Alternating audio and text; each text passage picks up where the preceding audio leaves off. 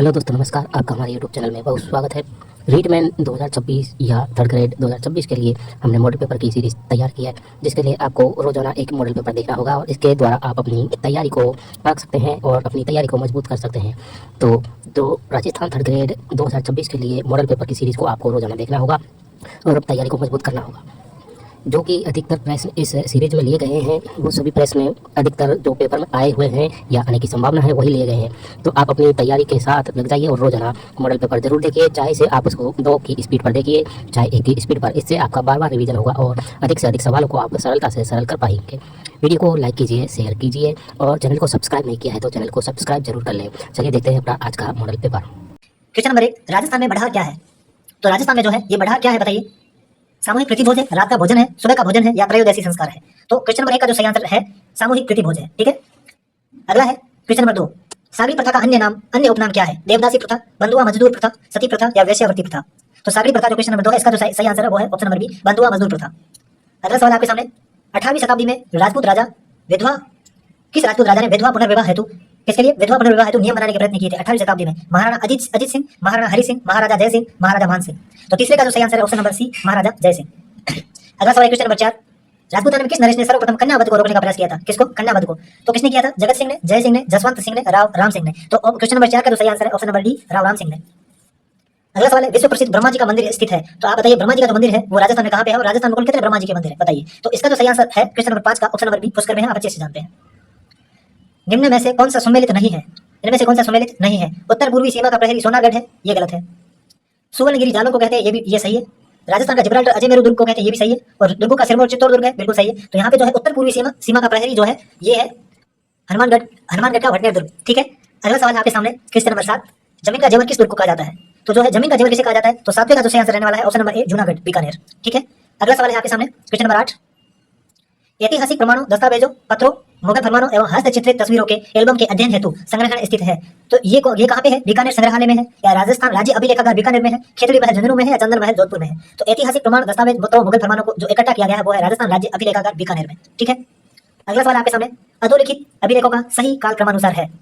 तो इसका जो सही आंसर है क्वेश्चन नंबर 9 का वो है, सबसे पुराना है क्वेश्चन ये है गोसुंडी, सेकंड नंबर पे है बुचकला, थर्ड नंबर पे है बिजोलिया और फोर्थ पे है नेमिनाथ।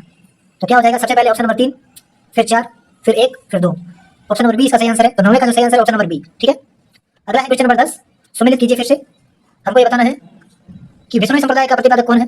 प्रवर्तक जाम्बोजी, नाथ संप्रदाय का नाथ मुनि, निरंजनी संप्रदाय का हरिदास जी और वल्लभ संप्रदाय का वल्लभाचार्य। ठीक है, तो 10वें का जो सही आंसर वो यहाँ पे हो जाएगा ऑप्शन नंबर ए। अगला सवाल है क्वेश्चन नंबर 11, राजस्थान में राम स्नेही संप्रदाय के प्रमुख पीठों की संख्या कितनी है? तो राजस्थान में जो है राम स्नेही संप्रदाय के प्रमुख पीठ 4 है। कितनी है? 4 है। तो 11 का सही आंसर ऑप्शन नंबर बी। और 4 है शाहपुरा भीलवाड़ा में, जोधपुर में, और खेड़ापा जोधपुर, बीकानेर सिंहतल और रेण नागौर में। ठीक है, अगला सवाल है क्वेश्चन नंबर 12, संत पीपा की गुफा है, संत पीपा की जो गुफा वो कहाँ स्थित है? क्वेश्चन नंबर 12 का जो सही आंसर रहने वाला है ऑप्शन नंबर ए, टोडाग्राम टोंक में। अगला है, पर्यावरण संरक्षण हेतु प्राणों का बलिदान कर देने के लिए संप्रदाय कौन सा प्रसिद्ध है? आप सभी को पता है पर्यावरण संरक्षण के लिए सबसे जो है प्राणों का बलिदान देने के लिए जो विष्णु संप्रदाय प्रसिद्ध है।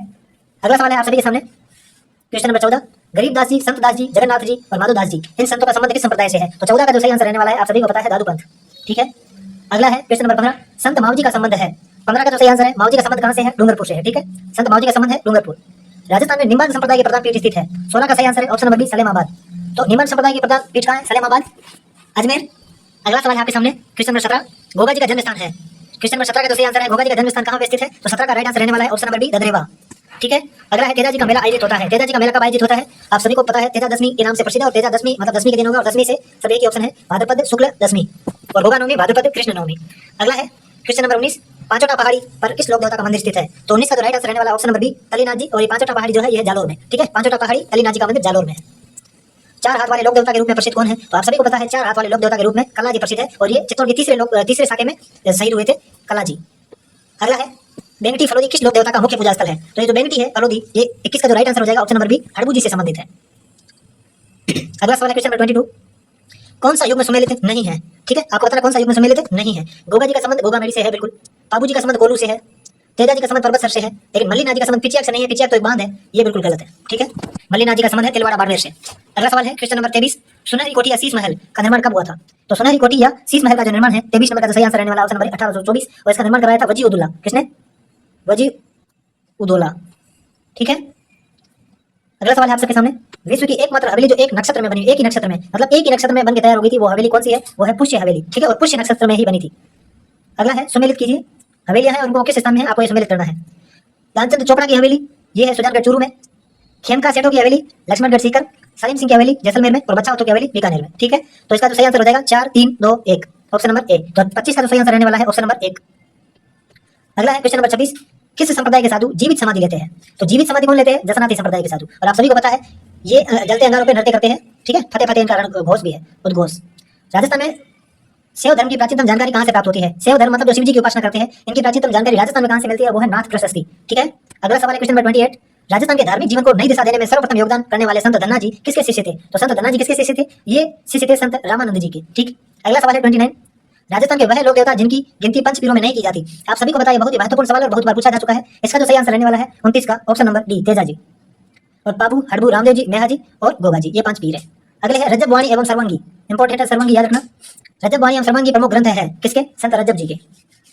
अगला है महाराणा कुंभा की पुत्री जो संगीत शास्त्र की ज्ञाता थी, किसकी पुत्री? महाराणा कुंभा की पुत्री। इनका नाम क्या था? 31 का जो सही आंसर रहने वाला है ऑप्शन नंबर सी, रमाबाई। और इनका एक और नाम था वागीश्वरी, ठीक है। अगला है 13 ताली नृत्य की नृत्यांगना है, तो 13 ताली नृत्य की नृत्यांगना कौन है? 32 का जो सही आंसर रहने वाला है ऑप्शन नंबर ए, मांगी बाई। और ये पादर लगाव पाली से संबंधित है, और 13 ताली नृत्य के लिए पादर लगाव पाली प्रसिद्ध है।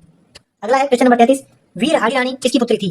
अमर सिंह राठौड़ की, संग्राम सिंह की, महाराणा विजय सिंह की, राव रतन सिंह की। तो 33 का जो सही आंसर रहने वाला है ऑप्शन नंबर बी, संग्राम सिंह की पुत्री थी, और इनका नाम था सहल कंवर।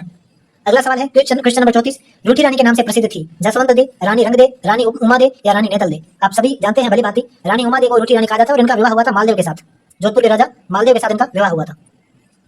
अगला सवाल है रघुनाथ सिंह का मुकदमा पुस्तक के लेखक कौन है? रघुनाथ सिंह का मुकदमा जो है 35 का सही आंसर होने वाला है ऑप्शन नंबर बी, सादमल गोपा।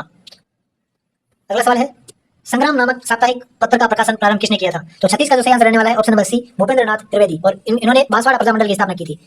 यदि मैं राज्य की नौकरी करूंगा तो अंग्रेजों को बाहर निकाल फेंकने का काम कौन करेगा? ऐसा किसने कहा था? ऐसा कहा था अर्जुन लाल सेठी ने, ठीक है ना। अर्जुन लाल सेठी ने कहा, और वर्धमान विद्यालय की स्थापना भी इन्होंने ही की थी। अगला सवाल है केसरी सिंह भारत का जन्म किस गांव में हुआ था? वह गांव का नाम क्या है? उस गांव का नाम है देवपुरा खेड़ा, ठीक है। अगला सवाल आपके सामने, वागड़ के गांधी के नाम से लोकप्रिय भोगीलाल पांड्या का जन्म हुआ था। तो भोगीलाल पांड्या का जन्म कब हुआ था? 39 का जो सही आंसर रहने वाला है ऑप्शन नंबर सी। और जो मैंने आपको बोला था वनवासी सेवा संघ का निर्माण इन्होंने किया था, भोगीलाल पांड्या ने, वनवासी सेवा संघ। नरसिंह जीरो मायरो रुक्मिणी मंगल चरित स्फुट पद की किसकी रचनाएं हैं? आप सभी जानते हैं नरसिंह जीरो मायरो किसने लिखी थी। 40 का जो सही आंसर रहने वाला है ऑप्शन नंबर बी, मीराबाई। अगला सवाल है क्वेश्चन नंबर 41, निम्न में से कौन सा आभूषण पुरुष धारण करते हैं? मुर्गियां, कड़ा, चेन, बिल्कुल सही है। मुर्गियां टीका और चूड़ी नहीं करते, कड़ा नहीं करते, मोकड़ी, ठीक है, मुर्गियां नवरत्न नहीं करते। तो इसका तो सही आंसर ऑप्शन नंबर 1, मुर्गियां, कड़ा और चेन। 41 का है किस अवसर पर भगवान विष्णु की सवारी निकाली जाती है, जैसे रेवाड़ी कहा जाता है, ठीक है ना। भगवान विष्णु की सवारी किस अवसर पर निकाली जाती है? तो 42 का जो एकदम सही आंसर रहने वाला है ऑप्शन नंबर डी, देव झूलनी एकादशी या जल झूलनी एकादशी, जो भाद्रपद शुक्ल पक्ष एकादशी को मनाई जाती है। मीना जनजाति में संकट के समय मुंह से जोर की आवाज के साथ हथेली मारते हुए चिल्लाना क्या कहलाता है? वो कहलाता है कीक मारी, ठीक है। अगला सवाल है 44, राजस्थान की कौन सी जनजाति केसरिया नाथ जी के मंदिर में केसर का पानी पीकर झूठ नहीं बोलते? किसके मंदिर में? केसरिया नाथ जी ऋषभ देव जी के मंदिर में। तो वो है 44 का सही आंसर रहने वाला है ऑप्शन नंबर बी, भील। अगला है राजस्थानी तारा भांत की ओढ़नी का पहनावा, तारा भांत की ओढ़नी का पहनावा जिनमें प्रचलित है वे है। तो तारा भांत की ओढ़नी का पहनावा किसमें प्रचलित है? 45 का सही आंसर ऑप्शन नंबर सी, आदिवासी महिलाएं। अगला है क्वेश्चन नंबर 46, प्राचीन काल में राजपूत जाति में लड़की के विवाह के समय भाट, नट व ढोलियों द्वारा जो मुंह मांगी दान दक्षिणा मांगी जाती थी, वह प्रथा क्या थी? उस प्रथा का नाम था त्याग प्रथा। अगला सवाल है राजस्थान में जीवन धारा योजना का संबंध है। तो राजस्थान में जीवन धारा योजना का संबंध किससे है? तो 47 का जो सही आंसर रहने वाला है यहाँ पे वो है ऑप्शन नंबर डी, अनुसूचित जाति और अनुसूचित जनजाति हेतु सिंचाई कुओं का निर्माण, ठीक है। अगला सवाल है 48, IM शक्ति उड़ान योजना को संचालित करने वाला विभाग है। तो IM शक्ति उड़ान योजना का संचालन कौन करता है? 48 का जो सही आंसर रहने वाला ऑप्शन नंबर सी, महिला एवं बाल विकास विभाग, क्योंकि इसका ये महिलाओं की योजना है IM शक्ति उड़ान योजना, जिसमें सैनिटरी नैपकिन बांटी जाती है।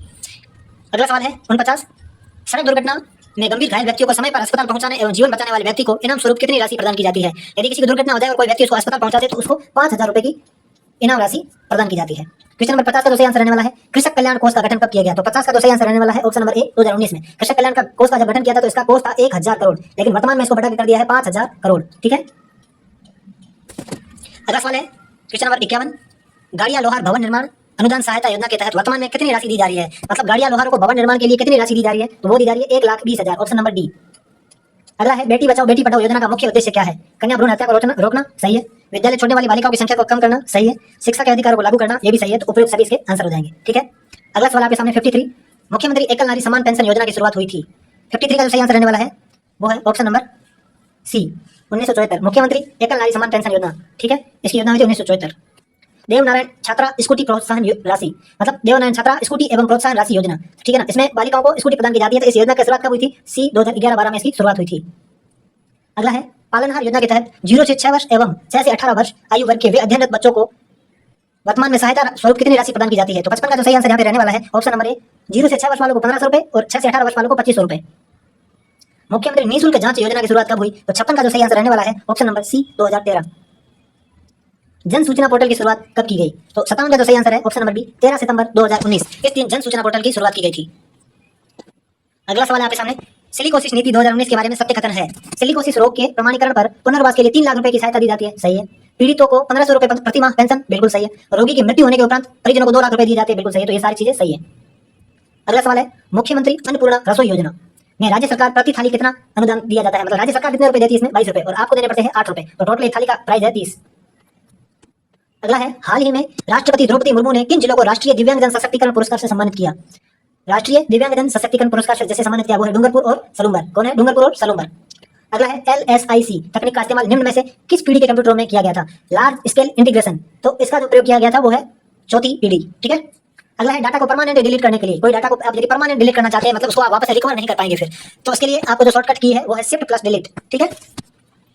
अगला सवाल आपके सामने, कीबोर्ड में फंक्शन कुंजी कितनी होती है? तो आपको पता है फंक्शन कुंजी 12 होती है, F1 F2 ऐसे करके F12 तक होती है। अगला है, नोटपैड में बनाई गई फाइल का एक्सटेंशन क्या होता है? तो इसका जो है JPG, आपको पता है इमेज के लिए होता है। यहाँ पे इसका जो सही आंसर रहने वाला है टेक्स्ट TXT, ठीक है, क्योंकि जो नोटपैड है इसमें आप सिर्फ टाइप कर सकते हैं नोट, तो इसलिए इसका जो एक्सटेंशन है TXT है। अगला आपके सामने क्वेश्चन नंबर 65, लेजर प्रिंटर के रेजोल्यूशन को निम्न में से किसके द्वारा, कौन सा प्रिंटर लेजर प्रिंटर के रेजोल्यूशन को मापना है कि मतलब कितनी क्वालिटी का प्रिंट देता है, तो किसमें मापा जाता है? डॉट पर सेकंड, डॉट पर इंच, पिक्सल या डॉट पर मिनट? इसका जो सही आंसर है डॉट पर इंच, ठीक है। तो 65 का सही आंसर रहने वाला है यहाँ पे option number B. Question number 66, rising Rajasthan के संबंध में असत्य है, मतलब गलत बात है। प्रतिवर्ष 9 दिसंबर को प्रवासी दिवस राजस्थान में मनाया जाएगा। इस समिट में ऊर्जा के क्षेत्र में सर्वाधिक MOU हुए, बिल्कुल सही है, हमारे यहाँ ऊर्जा बनती है। राइजिंग राजस्थान का अगला आयोजन वर्ष 2026 में होगा, बिल्कुल सही है।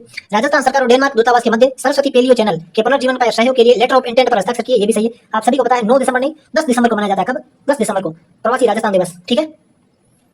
अगला सवाल है, एक जिला एक उत्पाद नीति के तहत, कौन सी नीति? एक जिला एक उत्पाद नीति के तहत नवीन सूक्ष्म उद्यमों को अधिकतम कितने रुपए तक मार्जिन मनी अनुदान सहायता दी जाएगी? तो 67 का जो सही आंसर यहाँ पे रहने वाला है वो है ऑप्शन नंबर सी 15 लाख रुपए।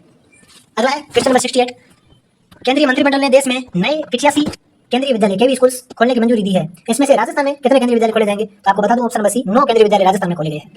अगला है, राजस्थानी भाषा के लिए वर्ष 2024 के लिए, कौन से वर्ष के लिए? वर्ष 2024 के लिए साहित्य अकादमी पुरस्कार ये दिया है डॉक्टर मुकुट मणिराज को, अम्मा गांव और अम्मा के लिए, ठीक है। गांव और अम्मा इनकी पुस्तक है। अगला है, प्रयोगात्मक विधि को व्यवहारिक रूप आरंभ करने वाले मनोवैज्ञानिक है। तो व्यवहार नाम जब भी आए तो आपको सीधा विलियम वोंट करना है, वैसे वॉटसन करना है पर इसमें विलियम वोंट है। अगला है, क्रिया प्रसूत अनुबंधन का सिद्धांत है। क्रिया प्रसूत अनुबंधन 71 का जो सही आंसर यहाँ पे रहने वाला है option number A BF Skinner. अगला है क्वेश्चन नंबर 72, अधिगम के अंतर्दृष्टि सिद्धांत, कौन सा सिद्धांत अंतर्दृष्टि सिद्धांत को प्रारंभ करने का श्रेय है? तो 72 का जो सही आंसर है गेस्टाल्टवादियों को, गेस्टाल्टवादियों ने अंतर्दृष्टि सिद्धांत को प्रतिपादित किया था। थॉर्नडाइक पर प्रतिपादित अधिगम के प्राथमिक नियम है। थॉर्नडाइक द्वारा प्रतिपादित अधिगम के प्राथमिक नियम कौन से? तत्परता का नियम, बिल्कुल है, अभ्यास का नियम है और प्रभाव का नियम है। तो 3 नियम दिए थे मुख्य, तो मुख्य तीनों नियम ही आपके सामने है। छात्र किस क्रिया से सरलता से सीखता है? क्रिया रुचिपूर्ण होनी चाहिए, बिल्कुल। क्रिया रचनात्मक होनी चाहिए, ठीक है। छात्र क्रिया स्वयं करते हैं, जब छात्र स्वयं करेगा तो वो सबसे ज्यादा अच्छे से सीखेगा। अगला है, प्रयास या त्रुटि के सिद्धांत के प्रवर्तक कौन है? तो 75 का यहाँ पे जो सही आंसर रहने वाला है ऑप्शन नंबर ए थॉर्नडाइक। यहाँ पे प्रयास या त्रुटि का सिद्धांत के प्रवर्तक कौन है? थॉर्नडाइक है। DCL के अनुसार अधिगम प्रक्रिया के सोपान कितने हैं? तो ये जो DCL है इसके अनुसार अधिगम प्रक्रिया के सोपान कितने हैं? तो 76 का जो सही आंसर रहने वाला है ऑप्शन नंबर सी 5 सोपान है। अधिगम की सफलता का मुख्य आधार क्या है? सफलता का मुख्य आधार क्या है? प्रशंसा नहीं, नेतृत्व नहीं, पुरस्कार नहीं, लक्ष्य प्राप्ति की उत्कृष्ट इच्छा, बिल्कुल। अगला है, शिक्षक अपनी संपूर्ण विषय सामग्री को छोटे छोटे खंडों में विभाजित करके छात्रों के समक्ष प्रस्तुत करता है। यह अधिगम के किस नियम पर आधारित है? शिक्षक, इसका जो 78 का सही आंसर रहने वाला है ऑप्शन नंबर डी आंशिक क्रिया का नियम। अगला सवाल है आपके सामने क्वेश्चन नंबर 79, सामाजिक अधिगम सिद्धांत व्यवहारवादी अधिगम सिद्धांत है, ऐसा किसने परिभाषा दी? तो 79 का जो सही आंसर रहने वाला है ऑप्शन नंबर ए एल्बर्ट बांडुरा। अध्यापक से संबंधित कारक है, 80 का जो सही आंसर रहने वाला है अध्यापक के गुण, ठीक है। शिक्षण कला व कौशल, ठीक है। वैसे ज्ञान भी है, उपयुक्त सभी होगा। सुपोषित मां अभियान का तीसरा चरण कब शुरू हुआ था? तो 81 का जो सही आंसर रहने वाला है ऑप्शन नंबर बी 27 दिसंबर 2024 को कोटा से। मुख्यमंत्री आयुष्मान बाल संबल योजना, ध्यान से सुन लो, मुख्यमंत्री आयुष्मान बाल संबल योजना है, ठीक है। इसमें कितने लाख तक का निःशुल्क उपचार उपलब्ध करवाया जाता है? तो आप सभी को पता होना चाहिए। 82 का जो सही आंसर होने वाला है ऑप्शन नंबर बी 50 लाख बाल संबल योजना है, अभी दिसंबर 2024 में शुरू की गई है। अगला है 83, डॉक्टर कोमल कोठारी स्मृति लाइफ टाइम अचीवमेंट अवार्ड, ये किसे मिला है इस बार? ये मिला है रूप सिंह शेखावत को, इनका संबंध भवाई नृत्य से। सत्य कथन है, सरस राज सखी राष्ट्रीय मेले का आयोजन जयपुर में 14 से 30 दिसंबर 2024 को आयोजित किया गया।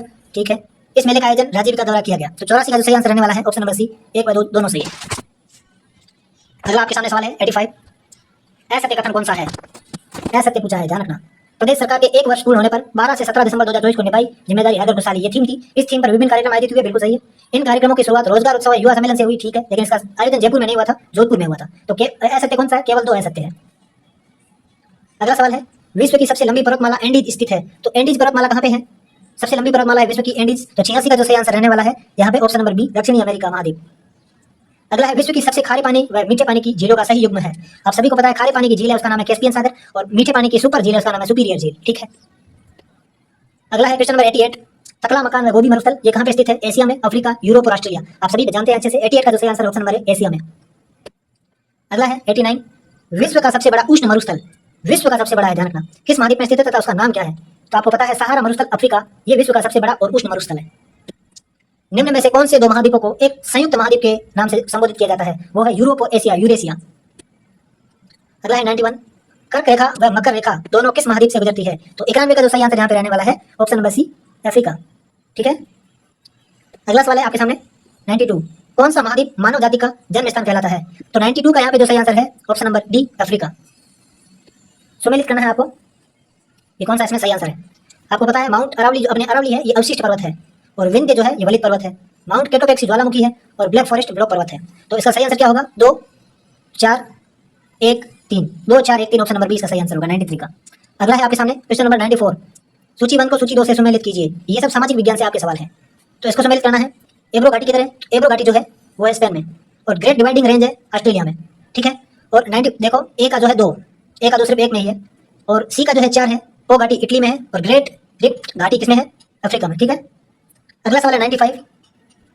भारत के किस प्रदेश में उष्ण कटिबंधीय वर्षा वन, जहाँ पे ज्यादा वर्षा हो, कौन वन मिलते हैं? उत्तर पूर्वी भारत में मिलते हैं। ठीक है, अगला सवाल है 96। वैधानिक दृष्टिकोण से भारत में वनों की कितनी श्रेणियां वर्गीकृत किया गया है?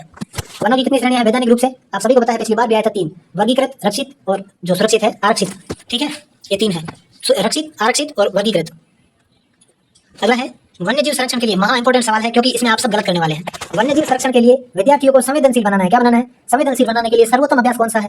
पशु आधारित उत्पादों को न खरीदने की प्रतिज्ञा, संदर्भित नीति और कानूनों के बारे में पठन करना, वन्य जीव संरक्षण पर नाटक तैयार करना, और विद्यालय में जीवन सप्ताह को बनाना। आप सभी ने, मुझे पता है, ऑप्शन नंबर 4 को किया होगा, लेकिन ये सीधा सीधा गलत है। आप कहेंगे क्यों? तो इसका आंसर ए है, और ए इसलिए है क्योंकि आपको वन्य जीवों के लिए आपको संवेदनशील बनाना है। मतलब पशुओं से जो चीजें बनती है उसको नहीं खरीदना है, ऐसा प्रतिज्ञा लेनी है बच्चों को। तो बच्चे है ना, तो वन्य जीवों के प्रति संवेदनशील हो जाएंगे, तो उनसे बनने वाली चीजों को नहीं खरीदेंगे। तो इसका जो आंसर है ए रहेगा। तो आप इसको गलत मत करना, ऐसे एक सवाल आता ही है और ये गड़बड़ कर जाता है। अगला सवाल है 98। भारत की प्रथम राष्ट्रीय वन नीति कब जारी की गई थी? तो 98 का जो सही आंसर यहाँ पे रहने वाला है वो है ऑप्शन नंबर सी, 1894। अगला है भारत में सबसे बड़ा बाघ अभ्यारण्य, कौन सा अभ्यारण्य? बाघ अभ्यारण्य कहाँ कौन सा है? तो वो है नागार्जुन में, नागार्जुन, और ये शायद तक आंध्र प्रदेश में है। अगला है भारत में वन्य जीव संरक्षण अधिनियम, और ये पिछली भर्ती में भी आया था। वन्य जीव संरक्षण अधिनियम कब लागू हुआ? तो ये हुआ था 1972 में। ठीक है, तो 100 का क्या हो जाएगा आंसर? बी। अगला सवाल है 101। हाथी किस राष्ट्रीय उद्यान में पाया जाता है? आप सभी अच्छे से जानते हैं, और नहीं जानते तो आप जान लो। ऑप्शन नंबर ए, नागरहोल राष्ट्रीय उद्यान। तो हाथी सबसे ज्यादा नागरहोल राष्ट्रीय उद्यान में पाया जाता है। अगला है 102। बुक्सा टाइगर रिजर्व भारत के किस राज्य में स्थित है? तो जो है बुक्सा टाइगर रिजर्व है ये है पश्चिम बंगाल में। अगला है राजस्थान में रबी की फसल बोने का समय है, मतलब जब उसकी बुआई की जाती है, वो समय कौन सा है? तो वो है ऑप्शन नंबर बी, अक्टूबर और नवंबर। अगला सवाल, निम्न में से खरीफ की फसल नहीं है, मतलब रबी की फसल है, सोयाबीन, ज्वार, अरहर और तारामीरा। आप सभी को पता है तारामीरा रबी की फसल है।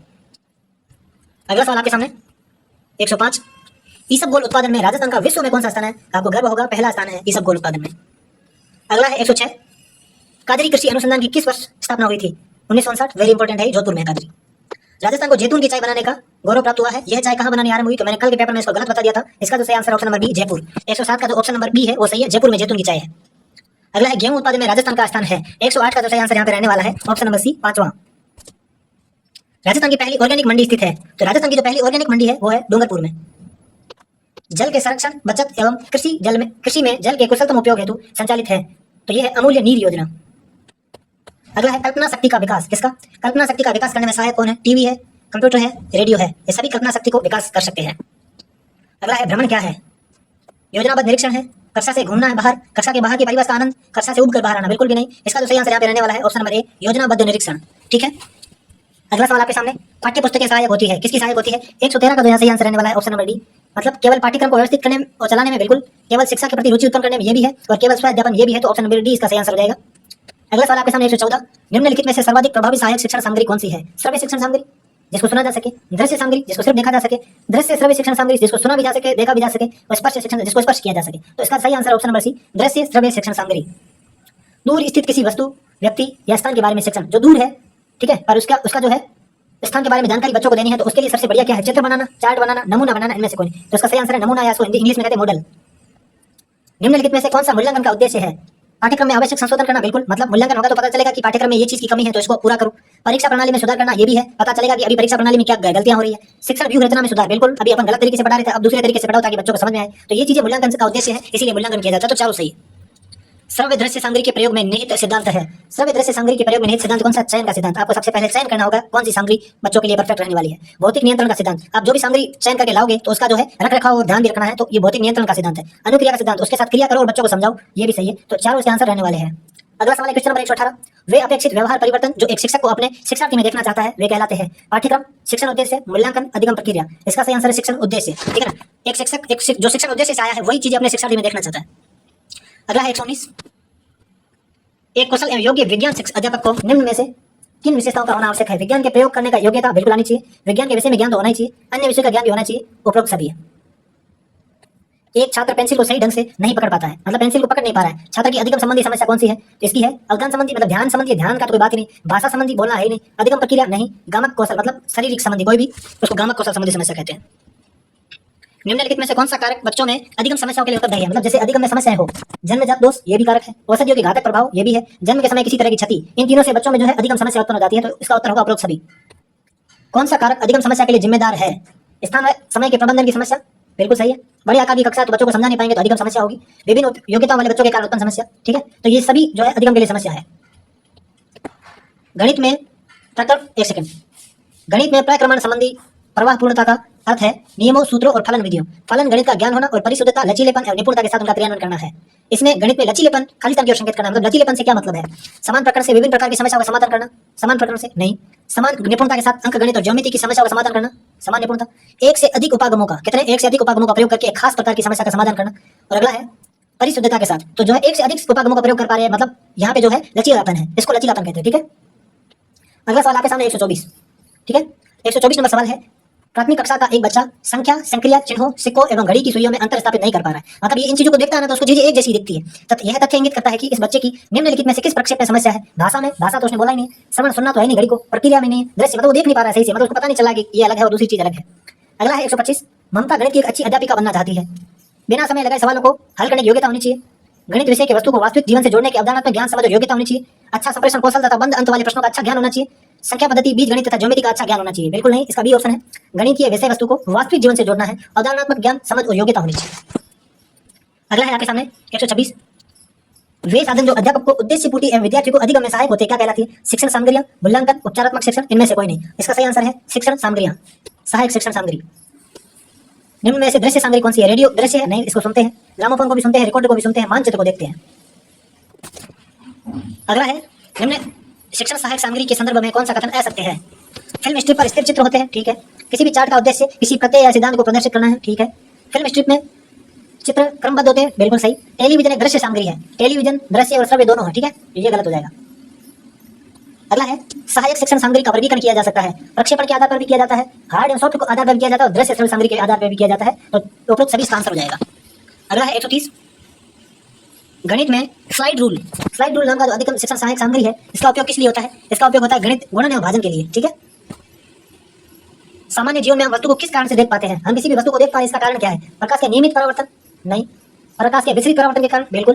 प्रकाश के अपवर्तन के कारण, नहीं। उपयुक्त सभी नहीं। प्रकाश के विपरीत परावर्तन के कारण, पार्श्व परावर्तन दर्पण के कारण संभव है। किस दर्पण के कारण संभव होता है? 132 का जो सही आंसर यहाँ पे रहने वाला है वो ऑप्शन नंबर ए, समतल दर्पण, ठीक है।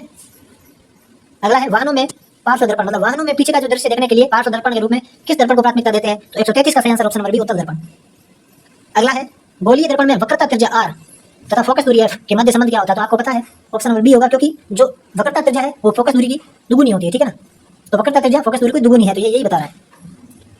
कौन से दर्पण में वस्तु का प्रतिबिंब सदैव सीधा आभासी वस्तु से बड़ा बनता है? ऐसा कौन सा प्रतिबिंब है? तो 135 का जो सही आंसर यहाँ पे रहने वाला है ऑप्शन नंबर सी, अवतल दर्पण। इसका बिंब नहीं, प्रतिबिंब, ठीक है। अगला सवाल है 136, निम्न में से लेंस के आवर्धन का सूत्र कौन सा है? लेंस के आवर्धन का सूत्र है m बराबर v बटे u। ठीक है, अगला है 137। 137 है सेविंग दर्पण के रूप में किस दर्पण का उपयोग किया जाता है? तो 137 का जो सही आंसर यहाँ पे रहने वाला है वो है ऑप्शन नंबर ए, अवतल दर्पण। अगला है यदि अवतल लेंस में किसी वस्तु का अनंत व प्रकाशिक केंद्र के मध्य, अनंत और प्रकाशिक केंद्र के मध्य रखा जाता है तो उसका प्रतिबिंब कैसा प्राप्त होगा? 138 का जो सही आंसर यहाँ पे रहने वाला है वो है ऑप्शन नंबर बी, आभासी होगा, सीधा भी होगा और वस्तु से छोटा बनेगा। जितना दूर होगा उतना वस्तु से छोटा होगा। ये अनंत और प्रकाशिक केंद्र के बीच में है तो छोटा बनना ही है। 139 का है किसी गोलीय दर्पण तथा किसी पतले लेंस दोनों की फोकस दूरी ऋणात्मक 15 सेंटीमीटर अर्थात -15 सेंटीमीटर है तो वह दर्पण अथवा लेंस कौन सा है? मतलब ये कहना चाह रहा है ऐसा कौन सा गोलीय दर्पण है जिसकी जो फोकस दूरियां है वो हमेशा ऋणात्मक होती है, तो वो कौन सा दर्पण है और कौन सा लेंस है? तो 139 का यहाँ पे जो सही आंसर रहने वाला है आपको ध्यान रखना है अवतल दर्पण सी। अवतल दर्पण और अवतल लेंस दोनों में फोकस दूरी ऋणात्मक होती है।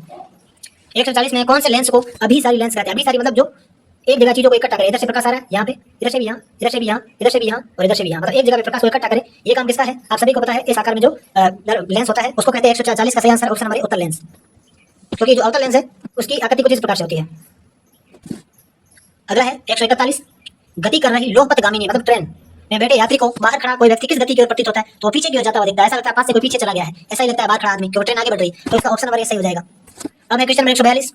न्यूटन की गति के किस नियम से बल की परिभाषा दी जाती है? तो आपको पता है इसका ऑप्शन नंबर सी सही होगा, दूसरा, क्योंकि आपको पता है न्यूटन की गति के नियम में दूसरे में संवेग और बल से संबंधित नियम दिया गया है।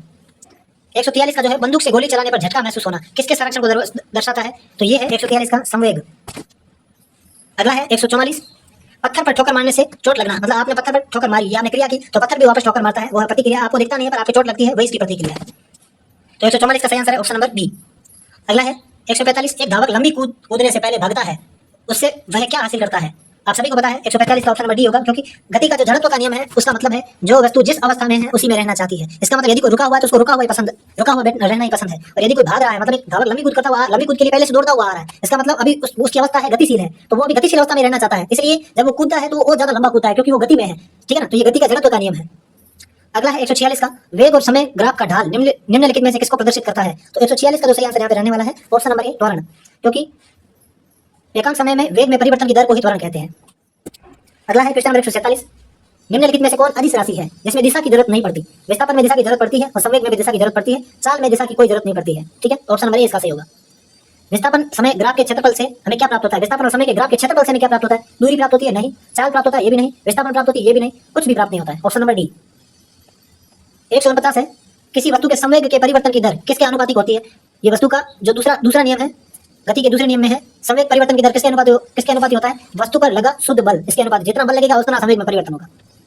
हम एक लकड़ी के बक्से को 200 न्यूटन बल लगाकर उसे नियत वेग से, ये वर्ड याद रखो, नियत वेग से फर्श पर धकेलते हैं, बक्से पर लगने वाला घर्षण बल क्या होगा? ठीक है ना, तो आपको पता है जब नियत वेग होती है तो उस पर कोई बाह्य बल नहीं लगता है। ठीक है, तो उसमें जो घर्षण बल है वो उतना ही लगता है जितना हमने जितने बल से उसको धक्का दिया है। तो 200 न्यूटन से धक्का दिया है तो घर्षण बल भी 200 लगेगा, क्योंकि इसका वेग जो है वो नियत है। तो इसका जो राइट आंसर यहाँ पे रहने वाला है वो है ऑप्शन नंबर बी, 200 न्यूटन। तो दोस्तों कमेंट के माध्यम से बताइए आपको वीडियो कैसा लगा, और कोई प्रश्न आपको अगर पूछना है तो कमेंट के माध्यम से पूछ सकते हैं। और वीडियो को लाइक कीजिए, शेयर कीजिए, चैनल को सब्सक्राइब नहीं किया है तो चैनल को सब्सक्राइब जरूर कर लीजिए, इससे हमारे आने वाले वीडियो की जानकारी आपको तुरंत मिलती रहेगी। वीडियो देखने के लिए आपका बहुत धन्यवाद।